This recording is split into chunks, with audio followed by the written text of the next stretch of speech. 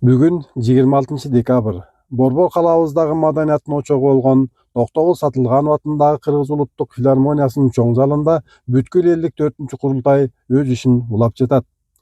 Бул курултайга эгемендүү мамлекетибиздин булуң бурчтарынан эл тарабынан шайланып 700ге жакын делегаттар келип олтурушат.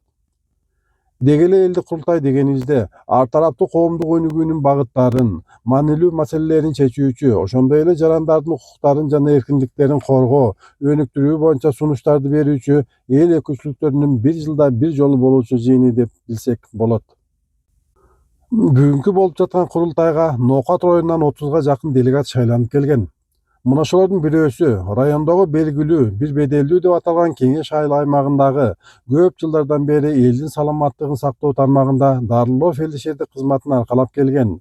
Кудайдан берилген 60ка чыккан жашы бар, эл арасында сыймык менен айтылып жүргөн аты бар Матисаков Абдыкалык Закирович менен бүгүнкү иш-чара тууралуу сүйлөшүп көрөлү дедик. Келиңиз Абдыкалык Закирович даярдансын. Мелисбек уулу Төлөнбек, Чүй облусу Ысыгат району. Саламатсызбы, урматтуу Садыр Нурзович. Саламатсыздар, бүгүнкү 4-курултайдын катышчылары. Мен Ноокат районуна караштуу Кеңеш Ишанов Көкбел айыл өкмөттөрүнүн тургундардын ишенимдүү өкүл катары аймакта эң өрчүндүү көйгөйлүү маселелерди айтып өтөйүн. Учурда аймактагы ички жолдор начар абалда. Бүгүнкү күндө жолдордун катмалары бузулуп, текшиктер көбөйүп кеткендиктен жол жүрүүчүлөргө кыйынчылыктар жаралууда. Ички жолдорду абзал жасоого айыл өкмөттүн бюджети жетишсиз. Кеңеш айыл өкмөтүнө караштуу Батуу айылынын негизги көчөсү 3,5 км, Кумайдан айылынын Медресе көчөсү 2 км, жана Байыш айылынын Мадырайым көчөсү 1,5 км жолго асфальт төшөлсө, Кеңеш Исанов Кыргыз Ата айыл өкмөттөрү жашоочулардын каттоосуна жакшы шарт түзүлмөк. Ошондой эле ушул жолдорго тротуар куруп берүүңүздү суранып кетебиз. Ал эми транспорт министринин карамагындагы жолдордон туңгуч премьер-министрибиз Насирдин Исанов атынан коюлган көчөнүн 3 км Кеңеш айыл өкмөтүн аралап өтөт. Жана Арбын, Шаңкол айылдарына баруучу Калиев алма көчөсү 2,5 км. Ушул негизи жолдорго асфальт төшөп, тротуары менен оңдоп берүүнү тургундар көптөн көп суранышат. Билим берүү жаатында Ишанов айыл өкмөтүндөгү Алтын Казык жана Жар Коргон орто мектептеринде окуу бөлмөлөрү жетишпегендиктен, окуучулардын билим алуусуна окуу бөлмөлөрү жетишпегендиктен, окуучулардын билим алуусуна бир топ кыйынчылыктар жаралууда. Кеңеш айыл өкмөтүнө караштуу Шаңкол айылындагы Шаңкол орто мектебинде да окуу бөлмөлөрү жетишпейт. Ошондуктан ушул мектептерге кошумча корпус куруп берүүнү суранабыз. Шаңкол айылында 4000ге жакын калк жашайт. Айылда 2 тайпалуу бир бала бакча азыркы кезде мезгилде 150 орунду бала бакча куруу өтө зарыл болууда. Бала бакча курууга жер бөлүнүп берилген. Арбын айылындагы Арбын орто мектеби 2006-жылы курулган. Бирок бир окуу корпусу бүткөндөн кийин токтоп калган. Спорт зал, актовой зал, ашкана жана куржаканалар курулбай калган. Ушул мектепти толук бүтүрүп берүүңүздү суранабыз. Өзүңүз демилгелеген тазалык маселесине кайрылсак, Кеңеш айыл өкмөт айылдарында таштандыны жергиликтүү тургундардын ар түрдүү техникаларын колдонобуз. Ошондуктан таштанды ташуучу атайын машина жана бир дана экскаватор берип берүүңүздү суранабыз дагы. Ушул маселе чечилип Кудай калса биздин айыл өкмөт кризистен чыгып кетет эле. Айтайын дегеним дагы көп жылдар бою эл агартууда жана медицина тармагында эмгектен атууларыбызга мамлекет тарабынан депозитке үйлөрдү берүү жагын азыркы бийлик колдоп берет деген үмүттөбүз. Дагы бир орчундуу маселе мен медик катары айткым келет. Дагы азыркы мезгилде Кытай Республикасынан келип жаткан конфетке окшогон краскаланган ширинтиктерге саламаттык сактоо министрлиги тарабынан чөктөө коюп көзөмөлгө алуу зарыл. Себеби жаш балдар арасында оорулар көбөйүп кеткенге байланыштуу. Көңүл буңуңуздар үчүн чоң рахмат. Ийгилик элибиздин пешенесине садыржабай, ушул фейиңизден кайтпай ар дайым жакшы иштеп бериңиз эл үчүн. Рахмат сизге. Ассаламу алейкум, Абдыкалык мырза. Биринчиден атанын уулу болуп, биринчи жолу ушундай бүткүл элдик курултайга колдоо таап, элдин ишемине ээ болуп, көйгөйлөрүн көтөрүп келип отурасыз. Сизди чын жүрөктөн куттуктайм. Анан эми айтсаңыз, курултайдын жүрүшүндө катышуучулардын маанайы кандай болду? Ушундай бир мамлекеттик деңгээлде чоң иш-чаранын, анын ичинде президенттин, өкмөт мүчөлөрүнүн дагы өзүнүн сүрү болот эмеспи? Мына ушулар тууралуу кичине айтып берсеңиз. Мына биз Ноокат районунан 30 делегат келдик. 24 декабрь күнү. Биринчиден келгенде ошо шаарда айлантып баягы таштанын кайра иштетүү заводу ачылыптыр. Ошол жерде ачылышына катыштык. Аябай жакшы экен, кытайлар уруптур. Өтө жакшы. ошол мусор келип түшүп атат, күйүп атат. Анан ошо мен кайылген жерим баягы оттун табы менен генератор иштеп, ток иштеп чыгып атат шаарга. Андан кийин ал жерден бүткөндөн кийин филармонияга бардык дагы ошол жерде министрлер менен жолуктук. Ар түрдүү элдин көйгөйгөн жерине каттар жазып келген ошо саламат сактоо министрине, жол транспорт министрине, юстиция министрине, айыл чарба министрине ошондой каттарды баардыгын тапшырып, алар бир копияны өздөрүнө алып калды, бир копияны бизге алды, кол коюп бердим, таанышсын деп.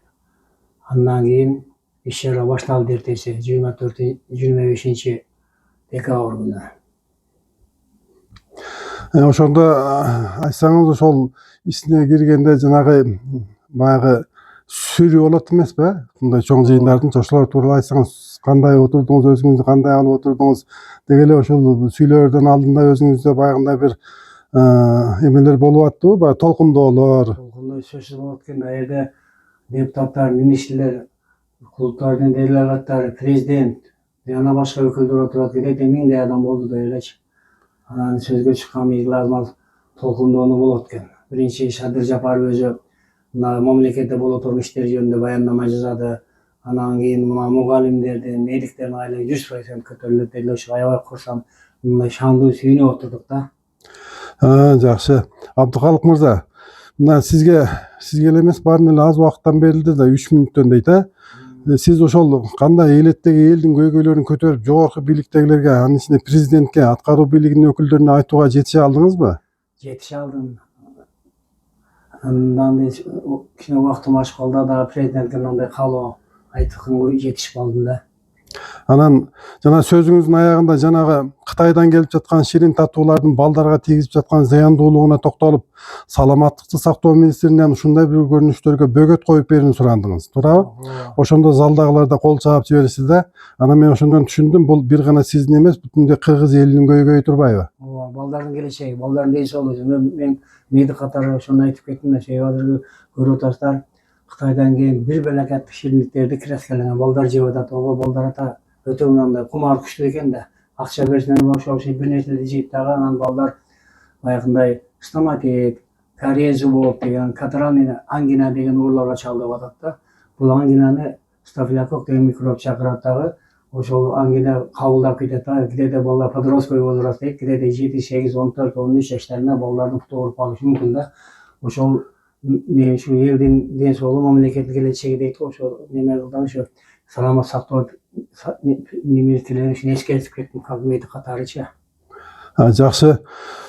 Анан акырында урматтуу президентибизге кайрылып, сиз каалоо тилегиңизди айтканыңызда Садыр Нуркожоевич дагы ордунан туруп сизге ыраазычылык иретинде сый урматын көрсөттү го. Ооба.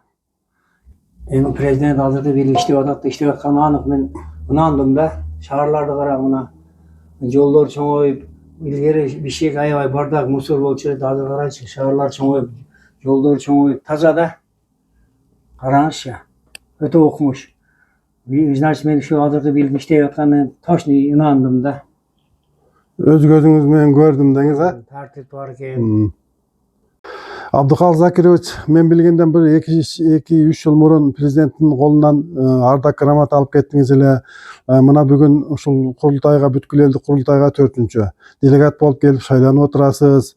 Анан ушундай бир жетишкендиктерге сиз кандай бир жетишесиз дейм да, ушундай ийгиликтергечи?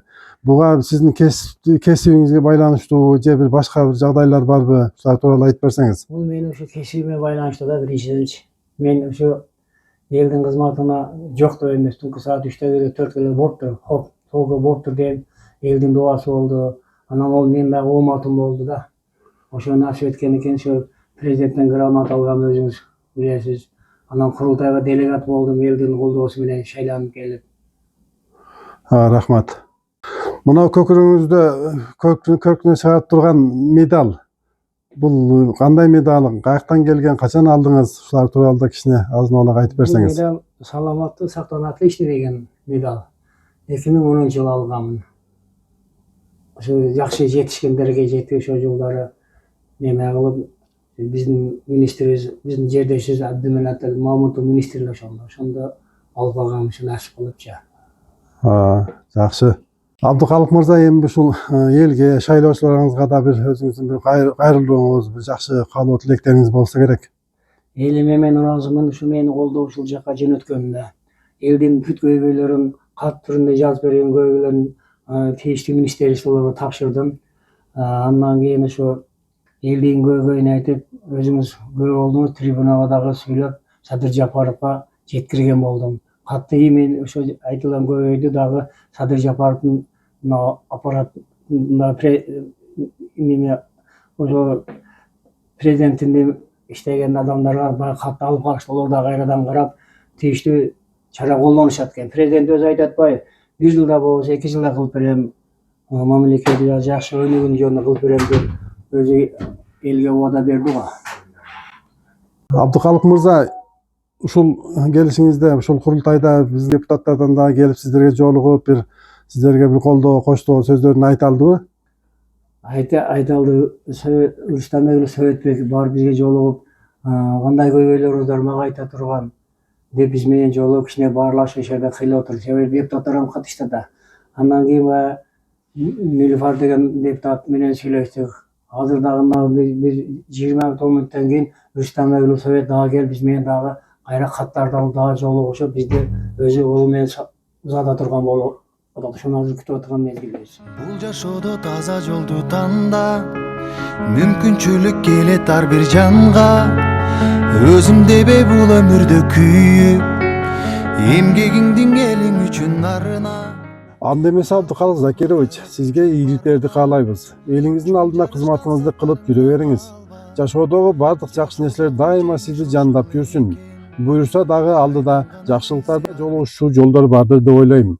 Эсен аман үйүңүзгө жетип алыңыз. Ак жол сизге, урматтуу Абдыкалык Закирович. Болбой кайрат күчүң барда, чоң жарыштан сапарыңдан калба. Жашоодогу жеңиш ошол экен.